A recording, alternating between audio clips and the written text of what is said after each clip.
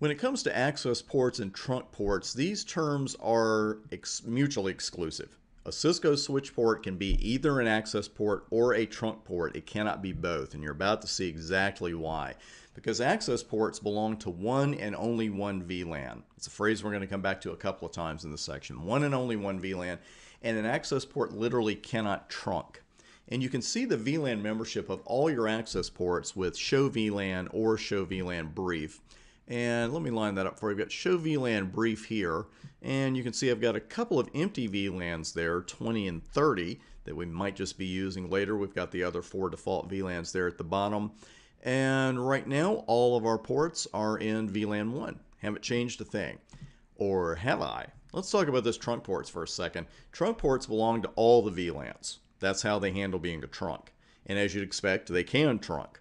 Now, we verify trunk ports with show interface trunk. Trunk ports won't appear in show VLAN or show VLAN brief, because you may have noticed in these ports that all of a sudden we went from port 1 to port 4, and then 5, 6, 7, 8, 9, 10, etc. I promise you I'm not hiding ports 2 or 3 over here on the side either. And that's the kind of thing that can give you a little panic at first, because it's like, okay, where did my ports 2 and 3 go? Well, they didn't really go anywhere as much as they're trunking right now, and we can verify that with show interface trunk, and there they are. So if you're up here looking for ports in show VLAN or show VLAN brief and you don't see them, run show interface trunk and see if you're already trunking. All kinds of things going on down here. Let's take a look. Going from left to right in that first set, we've got 4 sets of information here with mode, encapsulation, status, and native VLAN. Well, encapsulation 802.1q, we know what it's talking about there. It's the trunking protocol. And status is trunking, otherwise it would be not trunking, which is not what we want. The native VLAN is 1 at the default. And that mode of desirable, okay, well that doesn't mean anything to us yet, but it will in a moment. And the information you see, VLANs allowed on each trunk 1 through 4094, and those VLANs 20 and 30 we saw a few minutes ago, and actually can still see at the top of this screen out of show VLAN brief. They are allowed and active in management domain and in spanning tree forwarding state and not pruned. Take it from me, that is all good stuff. So far so good there. Now what I want to do is use iOS help to display the port's trunking options. And let's go ahead and bring that up here.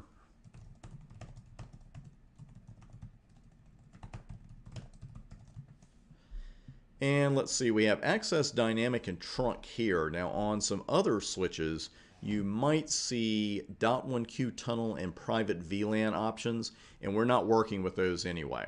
So the 3 that we're seeing right here are definitely for your current studies: active, dynamic, and trunk. Now, active, access, and trunk, pretty darn self-explanatory, but I'm going to explain it to you anyway here on the board in a moment. And dynamic, that has some options you can't see from here. Let me go ahead and show you what I'm talking about. Because then we have 2 modes of dynamic, auto and desirable. And there's that desirable that we saw up, and it's at the top of the screen right now. When I ran show interface trunk, you can see under mode of desirable. So taking a quick look here, first at the switch port mode iOS help output with access, dynamic, and trunk. Well, access and trunk sent the trunking mode unconditionally. Dynamic set trunking mode to dynamically negotiate access or trunk mode, and then we've got some auto or desirable. So we got a lot of options here, and that's why I put them on the board for you so we could see them all together. Now these modes, access makes the port an access port. We know the deal, one and only one VLAN. In effect, what you were doing when you put a port into access mode is that you've turned trunking off on that port. Trunk, the opposite of access, if you will. This option turns trunking on unconditionally. Dynamic negotiates trunking dynamically, and I realize that's a blinding glimpse of the obvious, a BGO. But dynamic also has a couple of other options we need to know about that we just saw, and you have to choose one of these.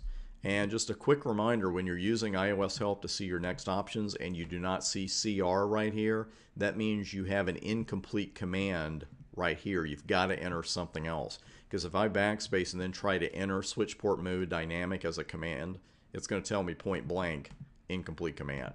Not going to work out. So let's talk about what these two modes mean, auto and desirable, because I got a fifth option that didn't even show up here because it doesn't appear with the others. It's called switch port no negotiate. So we actually have 5 different options for our trunk ports. Now the first two, easy. Unconditional trunking, switch port mode trunk. Unconditional non-trunking, switch port mode access. Now we have active dynamic trunking if we choose desirable to go with switch port mode dynamic. Switch port mode dynamic desirable means the port is actively attempting to trunk. If the remote port is in on, desirable, or auto mode, then you're going to form a trunk. So if we have an active dynamic trunking, the other one must be a passive dynamic trunking. It sounds odd, passive dynamic trunking, but that's what you have here with switch port mode dynamic auto. Now this means the port is certainly open to trunking, but the other side of the trunk has to initiate the process. If the remote port is in desirable or on mode, you have a trunk. If both sides are in auto, no trunk is going to form because each end is saying, okay, I'm waiting for that other side of this trunk to initiate things. So if you use auto, that's fine. You just don't want to use it on both sides. Switch port no negotiate puts a port into permanent trunking mode, but these dynamic trunking protocol, DTP frames, are not sent across the trunk. And what DTP is, it's a negotiation protocol, and it's used to decide which trunking protocol to use if both switches support both protocols, and whether trunking is to occur at all.